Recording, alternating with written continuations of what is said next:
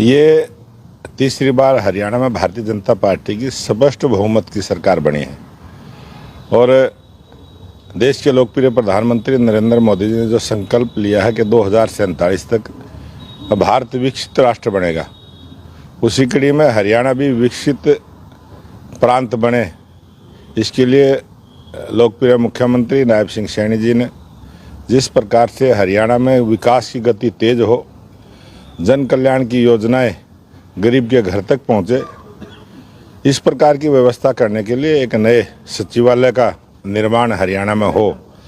और अभी हरियाणा विधानसभा में 90 विधायक हैं और जैसे ही परिसीमन होगा, संख्या बढ़ेगी, उनके बैठने की व्यवस्था, उनके स्टाफ की व्यवस्था, सबके लिए कमरों की व्यवस्था तो बहुत ज़रूरी है। एक बिल्डिंग का निर्माण होना और उसके लिए केंद्र सरकार ने जो स्वीकृति दी है, उसके लिए मैं केंद्र सरकार का भी धन्यवाद करता हूं।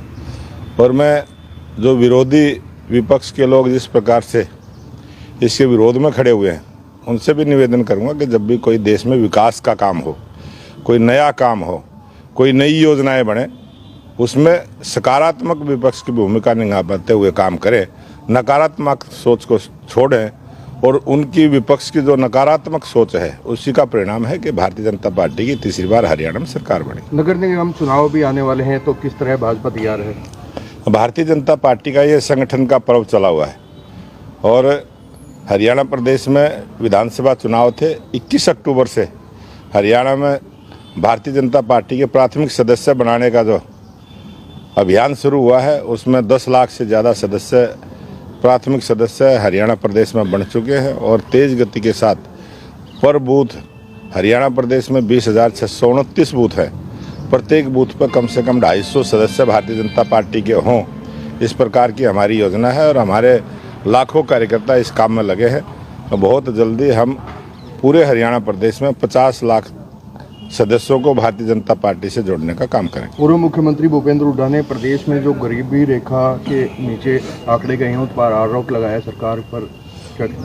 हाँ, ये जरूर है कि कुछ कांग्रेस के लोग मानसिक रूप से गरीब हुए हैं, लेकिन हरियाणा प्रदेश में गरीबी दूर हुई है।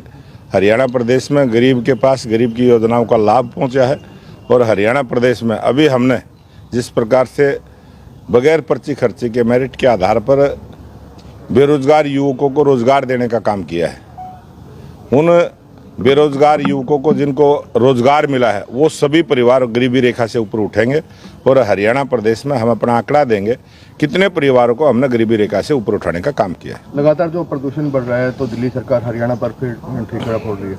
ये विपक्ष की मैंने जो अभी कही, नकारात्मक सोच के साथ वो राजनीति करने का प्रयास करते हैं और कांग्रेस पार्टी जो देश की सबसे झूठी पार्टी, भ्रष्ट पार्टी, और महाभ्रष्ट पार्टी जो केजरीवाल की पार्टी, दोनों मिलके इसी प्रकार की अनाप शनाप बयानबाजी करते हैं और मुद्दे उठाए। जरूरी है, विपक्ष की जिम्मेवारी बनती है कि वो मुद्दे उठाए और लोक हित के मुद्दे उठाए और सही सोच के साथ उठाए। ठीक है। भूपेंद्र हुड्डा ये कह रहा है कि ओल्ड वाइन और न्यू बोतल। हाँ, वो अब जो आदमी जिस प्रकार का सेवन करता है, उसी प्रकार का वो उदाहरण भी देता है और अब उनकी उम्र इस प्रकार की हो गई है, वो अनाप शनाप कुछ भी उनके मुंह से निकलता है। और जो जनता ने जनादेश दिया है, मैं आपके चैनल के माध्यम से भी निवेदन करूंगा कि पहले कांग्रेस के लोग उस जनादेश का सम्मान करें, उसका सम्मान करते हुए इस बात की पहले जनता के बीच में अपनी बात को रखें। और जो बयानबाजी उन्होंने करी है, जिस प्रकार से आरोप कभी ईवीएम पर लगाने का काम करते हैं, कभी चुनाव आयोग पर ही आरोप लगाने का काम करते हैं, तो मैं निवेदन करूंगा पहले ये बताएं कि जो हैं वहाँ ईवीएम ठीक थी या खराब थी। नेता प्रतिपक्ष का अभी तक फैसला नहीं हो पाया, क्या कहना चाहिए? ये उनका अंदरूनी लड़ाई है और जनता ने इस लायक उनको छोड़ा भी नहीं है और उनको विपक्ष का नेता क्या है। अभी तो 2 विधायक INLD के हैं, 3 विधायक निर्दलीय भी हैं। उन 5 में से ही कांग्रेस किसी को अपना नेता चुन ले।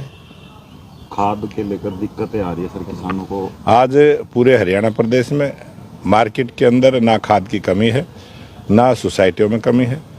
जब भी किसान को ज़रूरत पड़ती है, वो सीधा दुकान पर जाता है और खरीद खाद की खरीद करके अपने खेत की बुआई करने का काम कर रहा है। लेकिन विपक्ष तो लगातार मुद्दे उठा विपक्ष से झूठ का जो गुब्बारा उन्होंने चुनाव से पहले भी इसी प्रकार के बहुत सारे आंदोलन उन्होंने किए थे और इसी प्रकार से झूठ बोलने का काम किया है। आप जागरूक के चैनल के मतदाता हैं, संवाददाता हैं, आप जाके देखिए बाजार में कहीं भी खाद की कमी नहीं है। पॉल्यूशन को लेकर विपक्ष है वो आज हम झज्जर में हैं, इस समय हम खड़े हैं, आपको लगता है यहाँ कोई पोल्यूशन में कोई गड़बड़ है? कितना साफ सुथरा, अच्छा धूप निकली, अच्छे मौसम का आनंद सभी ले रहे हैं, लेकिन एक सिस्टम देश में चला हुआ है। लेकिन विपक्षी नेता तो ये कह रहे हैं कि किसानों को छोड़ के फैक्ट्रियों पर पाबंदी लगाई है। हाँ, वो कुछ ना कुछ तो ऐसे बयानबाजी, अब पहले यही विपक्ष के लोग किसानों को पराली जला रहे हैं, इस प्रकार के बयान देते थे, अब वही फैक्ट्रियों के पीछे, क्योंकि वो विकास में विश्वास नहीं रखते। दिल्ली भी चुनाव क्या रहा है? दिल्ली चुनाव हो, चाहे अब महाराष्ट्र के चुनाव हो, चाहे झारखंड के चुनाव हो,